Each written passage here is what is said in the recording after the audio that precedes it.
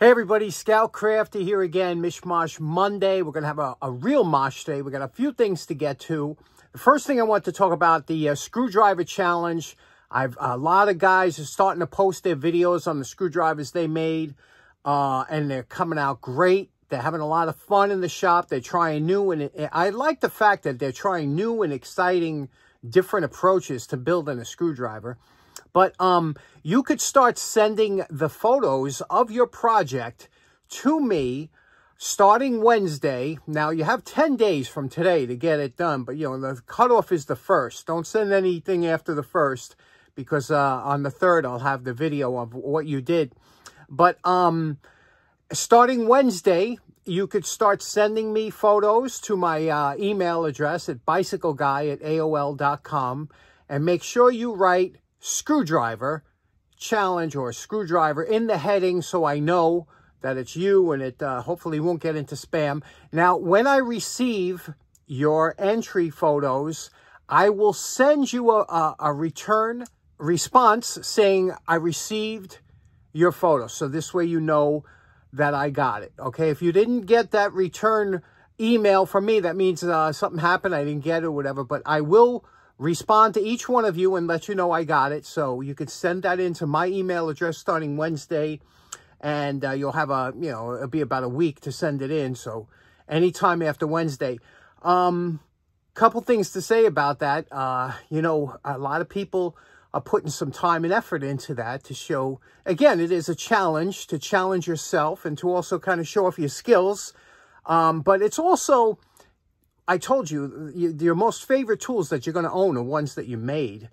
It really does. There's some kind of sentimental value. Or if you have any tools that your father or grandfather or great-grandfather made, boy, that's a real gift. So that'll be something you could pass down, especially if you make something pretty nice. You know, one of my favorite tools that I own, and I've said this before, is this tool here, a homemade tool that I bought. And I remember I almost didn't buy it because it was 20 bucks. That's a lot of money. So when I go to shows and stuff, $20, you can come home with a bucket of tools. But when I saw this, I said, how much is it? He goes, that's 20 bucks. And he was firm on the price. And I was like, I was teetering.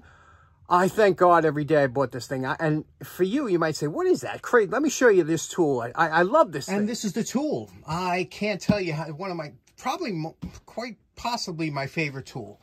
And again, this was homemade by some machinist. You can see the handle he made here. I don't know what this material is, but you can see he riveted it on there, okay? It's a piece of 1/4-inch stock by about 1 inch. And you can see the holes that he drilled in. Now, you can see the holes go all the way through each one, precision drilled.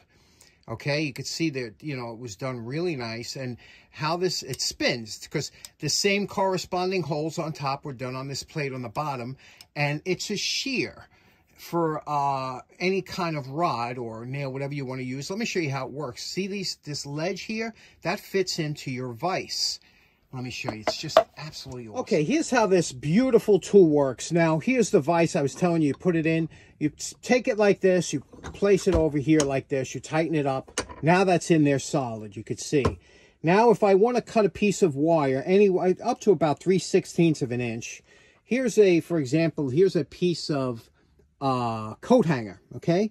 Now, what I'm going to do is I'm going to cut this with a pair of nippers like you would normally do. Let's say I want to cut a piece off. I cut that off.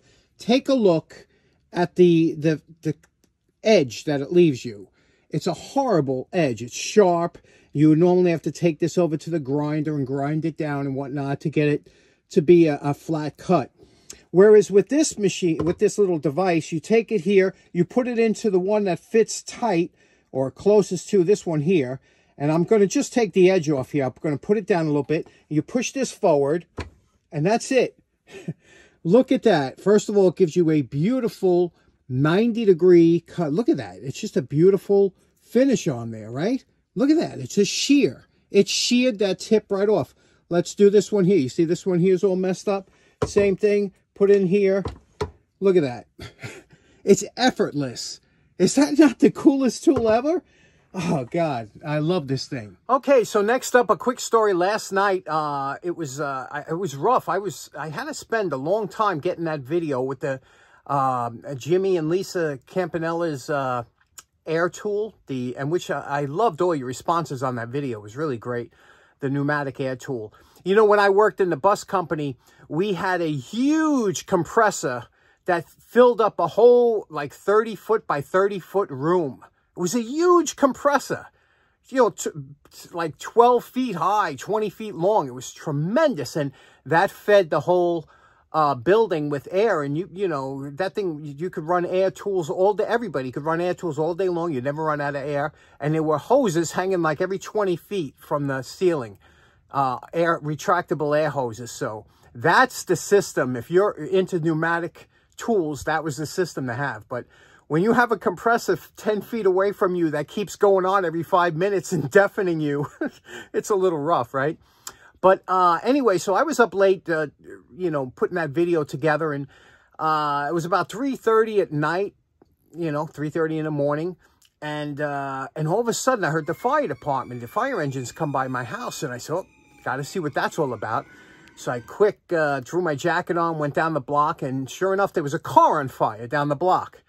And you could see here, I filmed a little bit of it just to show you, but a little bit of car fire. So on my way back, though, it was, you know, there was trash thrown out across the street, poor man's flea market. And I didn't see this because I don't usually go this way. And boy, look at this. Look at that cool stuff that was there, including a Smith torch. Now, I want to get a torch, but I'm not going to start with a used torch. I'm going to get one brand new if I buy my own. But isn't that cool to find a torch in the garden? And then I found a couple other things. Let me show you what I found. Now, first off, in that one crate that you saw over there, right, there was a vase. And I did take that vase because it's Scoutcrafter Red. It's absolutely beautiful, isn't it? I love that thing. It's just really nice. I love any red glass or cobalt blue glass. I'm a sucker. But then I also found these, right? Fiskars. Am I pronouncing that right? Fiskars? Like whiskers with an F? Anyway, this was in there. And you could see here it's, you can see it's a little rusty, right? But you know what? That's what we do. That's what we do here. So I said, oh, I'm grabbing this thing. So I'm going to clean this up. We'll give it a try. You can see the condition it's in. Now, you can soak this in Evaporust or something, but Evaporust is good for items you have difficulty getting to, like if things are hidden or whatever, or inside mechanisms, because the Evaporust gets in there. But with this, once you take this apart, right, if we take this apart, there's a kind of a spring usually. Here, there's a wafer. This is a, see this? This is like a wafer. They call this a spring washer that goes on here, and you can see that goes in there. And then there's another washer, okay? And then this comes apart, and you can easily address these. So and there's the bottom bolt. So let's address these, clean these up, and give them a test run. Now, whenever you see steel starting to bubble up like this, that's an indication that it's a high carbon steel, which is a good steel for this kind of blade. So we're going to take, we did with the wire brush, then we're going to take with the flap sander, get rid of those bumps, only because we want it to be smooth operating. You can see how nice it looks. Now we're going to wipe the whole thing down with a little 50-50, just to make sure that we got all that off there, and a little lithium grease in the joint. Now we're calling this project done. You can see this was a fun project, you know, because this was the ones my dad used to love, finding stuff and fixing it up, and my mother would yell at him for bringing more crap home. Anyway, okay, for the handles, okay, the handles here, use a silicone spray. It's always safe with rubber. You got to be very careful. If you spray this with like WD-40 or any other petroleum distillates or anything, or even 50-50, the rubber starts to eat away. The only thing that's safe for rubber is like a silicone spray, or even an Armor All. Remember Armor All? That works good on rubber too. But you can see what we did on the blades here. Again, we're not trying to polish them out or anything. We just want to make it into a usable blade. It's nice and smooth. And here's the tensioner. Listen to this. It sounds really good. It sounds like it's going to work good. Let's try it out. But what a nice little pair of shears to have along with my 40 other pair.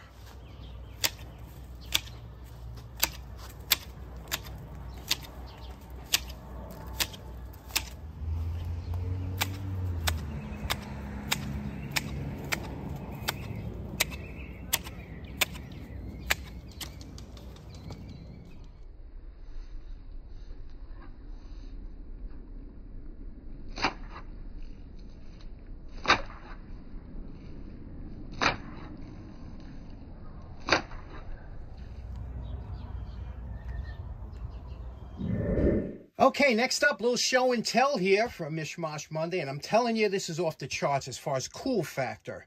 What this is, it's a reed type Hertz indicator or frequency meter. Now, electricity, alternating current, has what's called a sine wave or a cycle. And depending on how many cycles is sent through in a second, that's what they call your frequency or your Hertz, named after Heinrich Hertz, who kind of developed and found out about this. So it has a frequency. Now, in Europe and a lot of the world, they use 50 Hertz. Here in the United States, we use 60. And like in Europe, 50, here 60, because all your machines, your clocks and everything are tuned to run off that frequency.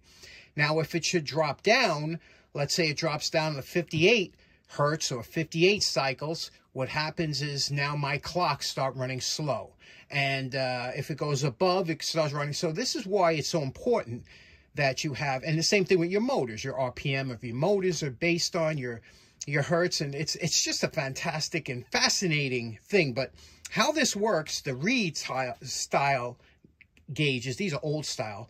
There are, if you look in here, there are basically, they look like fingers almost, okay? And each finger has a certain amount of weight on it. And there's a little coil in there that goes around. And as the cycles go through the coil, it vibrates one of these fingers will vibrate. Now, if it's at where it's supposed to be here in the US, 60, that middle one will vibrate, and I'll show you what it looks like. It's ultra cool. Okay, now I just hooked up the cord to the two nuts in the back here. There are two standoff nuts on the back of these meters, and I'm just hooking this up to try it out. Now I'm going to plug it in.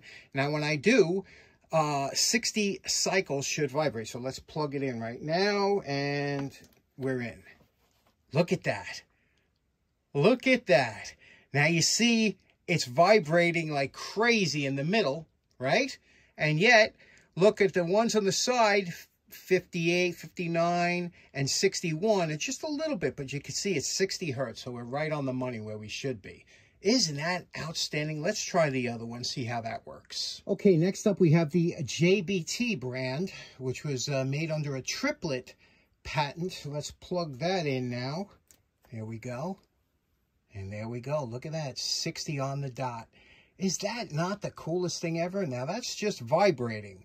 I'm going to try and film this in slow motion, see what happens. Now, even though the frame rate is messed up, look at, you could see it moving up and down with the slow motion. Okay, here's my kilowatt, and I'll show you. At 120 volts we're running right now. I'm going to hit the Hertz button, and you can see we're at 59.9. You see that?